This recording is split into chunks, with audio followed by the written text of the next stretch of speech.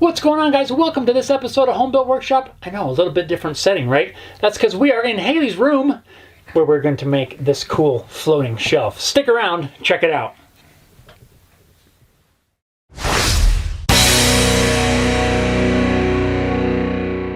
So we've recently done a little bit of reconfiguring in my daughter's bedroom. One thing she's now missing is a shelf just to store some different things on there. I think this piece of pine that's locally sourced from the mountains here in Colorado is going to work perfectly. So the first thing I need to do is figure out where I need to rip this piece down. Now, it could be just as simple as running this on the table saw and cutting a chunk off, but I want to use this live edge front, and there's a bit of a taper along the front edge. So if I were to cut just a straight line down through there, this side would be narrower than this side, and I want to try to keep it as relatively even as I can.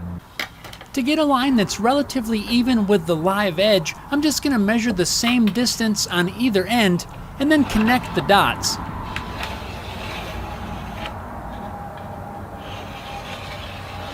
So now I have a nice line that I can easily cut with a circular saw. It's going to leave this piece a little bit tapered. Not a big deal. I'll square that up later on if I use this for another project, but it'll leave me with this front edge that's relatively even in width from one end to the other.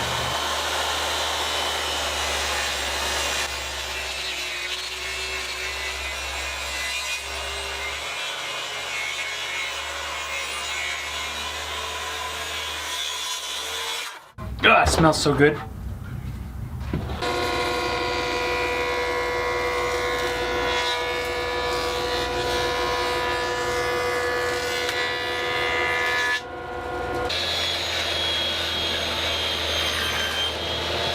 So there is our basic shelf, really simple. We still got some sanding and some other stuff to do, but right now what I want to work on is the mounting bracket that's going to mount this to the wall. So the method that I'm going to use to mount this to the wall is nothing new. I've seen several other videos out there about this method, but it's been something that's been interesting to me and I've wanted to try it for quite a while. Basically what we're going to do is create the mounting bracket by using a piece of this existing stock. We're going to end up ripping a strip down here and using some dowels to connect that strip to the main portion of the shelf. It's really kind of a cool idea. I really wish I knew who came up with it or who to give credit to for the idea, but there's just so many of them out there. I really don't know who came up with it first. I wish it was me, but honestly, it wasn't.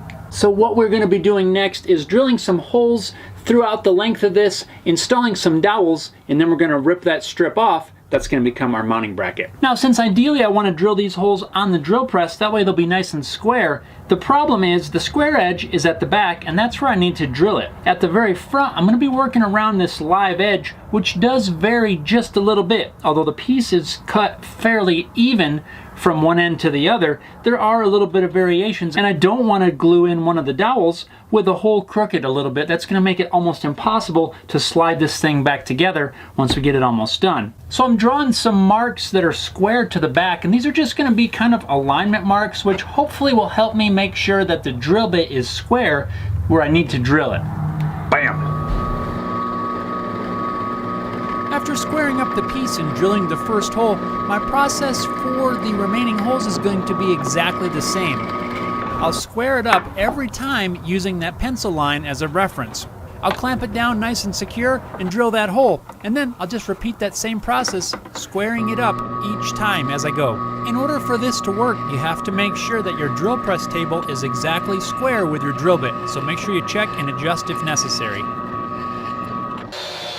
Now over at the table saw, I'm going to rip a piece off the back that's about as wide as the piece is thick, so basically a square. This is going to become the mounting bracket that'll get secured to the wall. And after that cut, now we're left with this. So now I'm ready to cut the dowels that are going to get glued in these holes, but first I need to figure out how long those dowels need to be. To do that, just a smaller dowel. I'm just going to use this as a measuring device just to get the overall length, and then we'll cut those pieces at the bandsaw. I'm just going to use a magnet as kind of just a really temporary stop. That way I can slide my dowel up against the magnet, and that's just going to stop it where it needs to cut. And a bonus to anyone who can identify what type of magnet that is. I know what the answer is, but do you? What is that? Come on. I know if somebody knows it.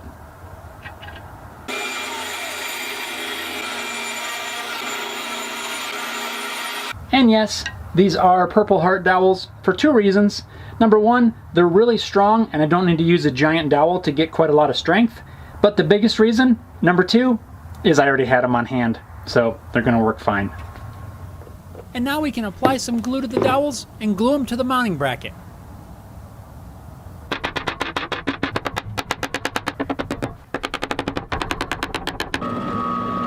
Next up will be a few countersunk holes so we can secure this thing to the wall.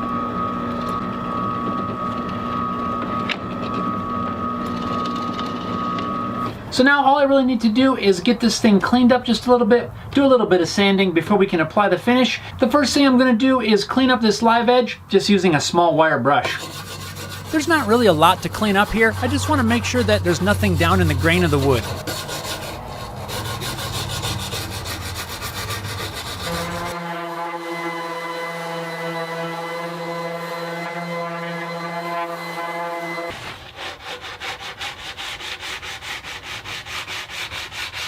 Now with the sanding complete, I believe we are at the point where we can apply some finish. For this, I'm going to use just some good old pure tung oil. Are you supposed to shake well before using? I don't know. Shake well before using. Maybe.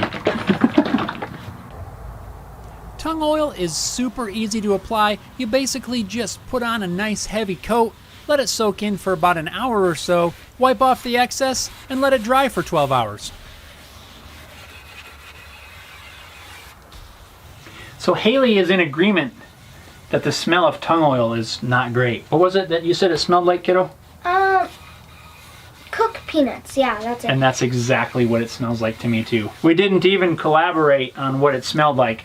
She just walked in a few minutes ago and immediately said, "Oh, it smells like cooked peanuts." And I'm like, "It's exactly what it smells like." Don't forget, like with boiled linseed oil, this stuff does have properties that can cause it to spontaneously combust. So when you are done with it, make sure you open up your rag, towel, whatever it is, lay it out on a non-flammable surface so that it can dry. Don't just crumple it up, throw it in the trash. I don't want anything to catch on fire, so be safe. So now I've got this applied pretty heavy. I'm gonna let this sit about an hour. We'll wipe off any excess and then we'll let it sit overnight and hopefully we can get this hung up tomorrow.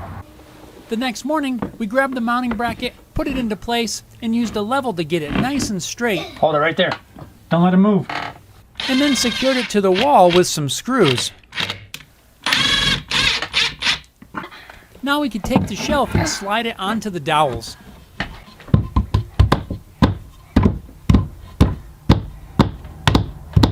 We did end up having to use a rubber mallet to get the shelf to go on about the last ½ inch or so. It's pretty secure on there now. So here's our floating shelf. It turned out really good. This thing is gonna work out perfectly just for keeping some nice bedside things. It's gonna work out great. So I hope you guys enjoyed this project. I know this is a fun one. This is definitely gonna get a lot of use as Haley here is gonna put this thing to the test. So thanks a lot for watching, guys. I really appreciate it. If you enjoyed the video, give it a big old thumbs up. Also, don't forget to hit that subscribe button and the notification bell so that you get notified when we release new videos. Thanks a lot, guys. We'll see you next time.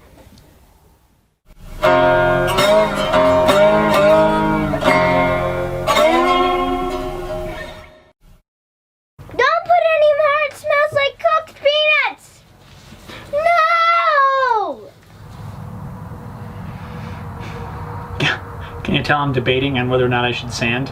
I'm at the point in the project where I need to sand. But it's sanding. Hopefully that'll work anyway. In theory, it sounds good.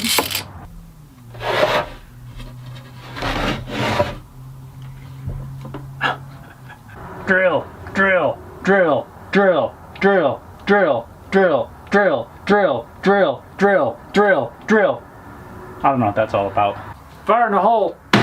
And now we all don our mask and not go to the grocery store. We're gonna sand. Holy shnikes. Greatest movie ever. Let's go to the store. Oh wait, now we're gonna sand. And just because it's called tung oil doesn't mean it's to put on your tongue. Nope. It's for wood. It's for wood. So don't eat it. Don't. Bye.